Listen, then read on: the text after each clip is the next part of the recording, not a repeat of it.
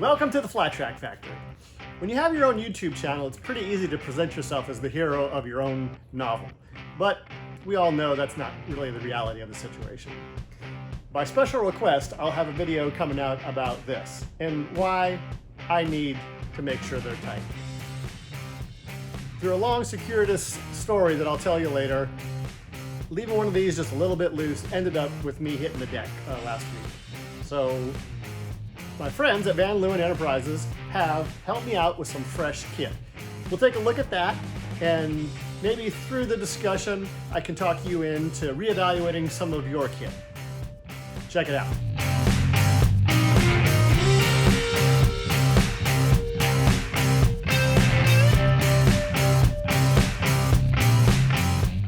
As an aside, Van Leeuwen Enterprises is out in Southern California and founded by the famous flat track racer named Skip Van Leeuwen and run by his family and a great group of guys. They're kind of a racing-based company, and yeah, it sounds like a commercial. I mean, they do help me out just a little bit, but they sell some great stuff. I found them and then found out that it was the Van Leeuwen, so that's kind of how that happened. So just so you know. All right, new lid and some thicker cheek pads because I like to get a squeeze. Let's see what they sent me.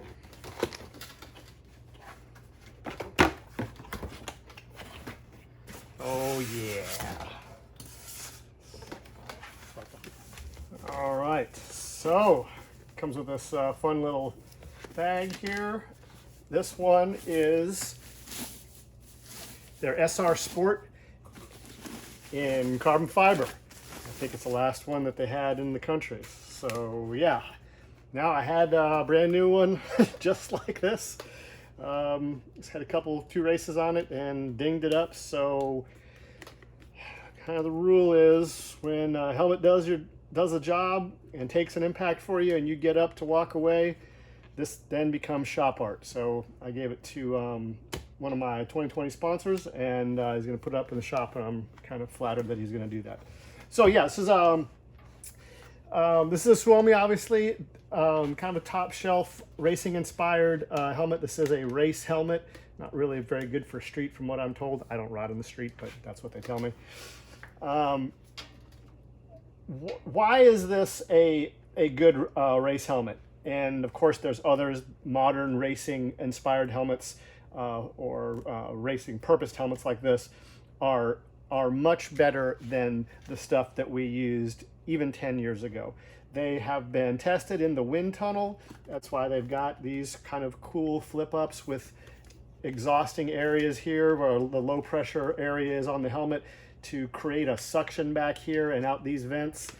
And then opening these vents up kind of gets you the ram air effect. So they are just much better than they were definitely 20 years ago. And I see racers at the track that are wearing a helmet that probably is 20 years old, and I kind of cringe. So, I kind of get a little preachy about the safety stuff, and I've learned things the hard way through personal experience and, friends and family and things of that nature. So I'd just like to share this with you and remind you to take a look at your helmet. If it's over 5 years old, it's time to retire it, put it on the shelf, and to get yourself a modern helmet from one of the companies that does real racing.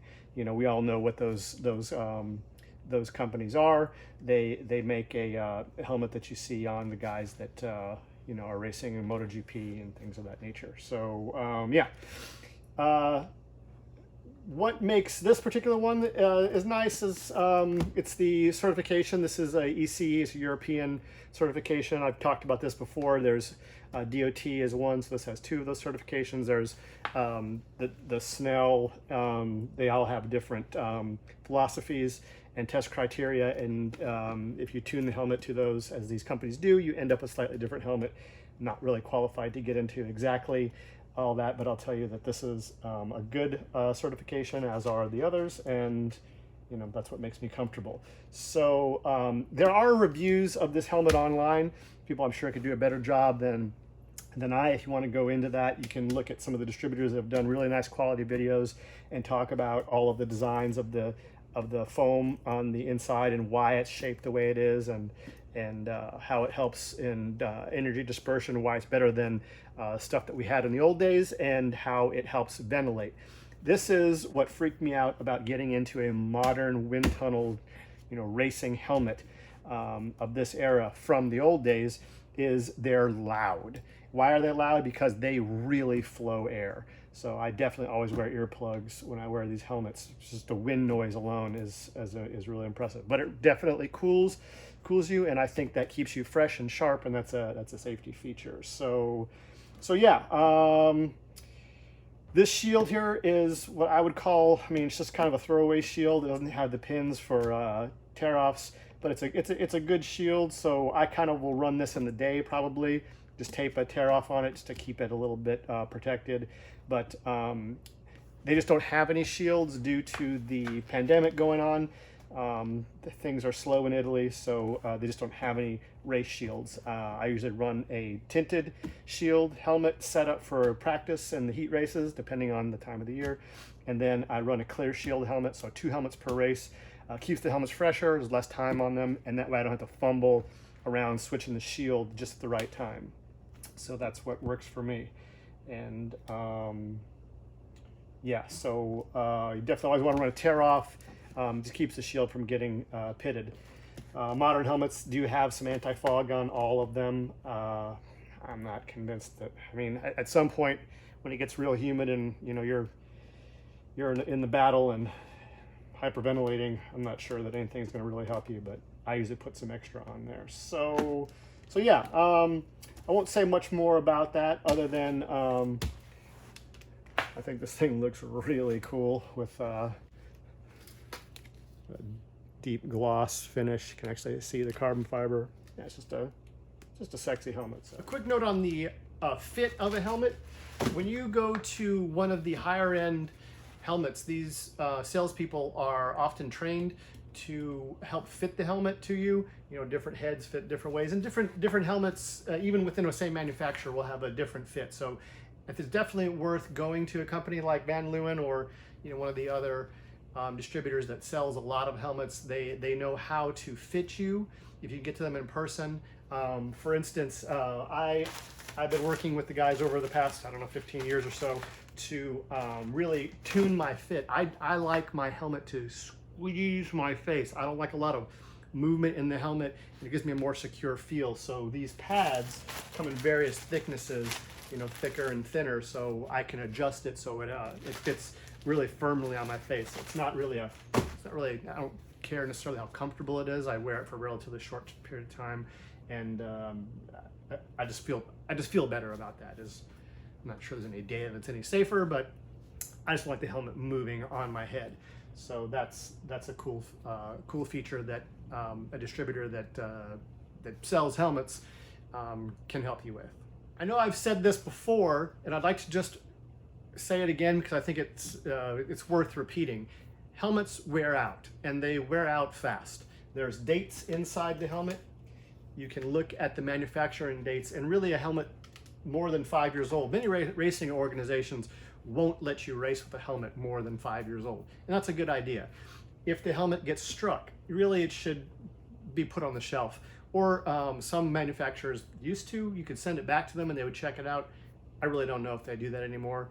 As far as I'm concerned, they live in a hot, sweaty, stinky, dirty environment, and the padding just gets packed in and they get beat up.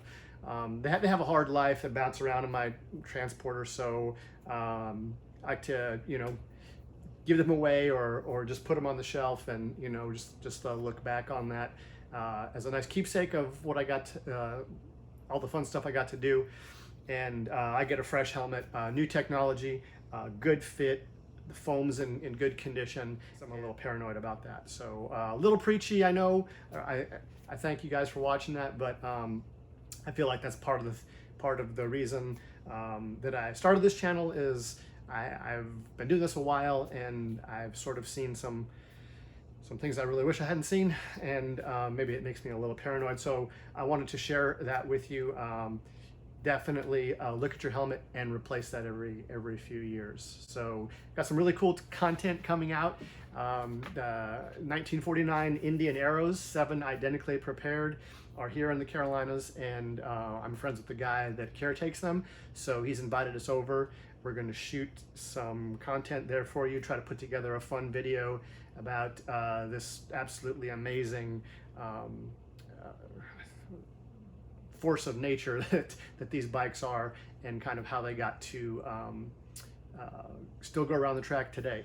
And we'll have that coming out soon. And then of course my video on how I ended up with this new helmet, and how a hose clamp and a Wednesday night ended that up there. If you've made it this far in my rambling, maybe consider subscribing to the channel, liking the video, maybe commenting, hitting the notification bell, all of these goofy things. If you watch much YouTube, you know, people who create these videos, they need that stuff to have the videos be visible. And also, you seem to like this stuff, you're still here. So when I make a new video, this way YouTube knows that you're interested. It'll show it to you and maybe pop up something from the catalog in the past. So, thanks for watching.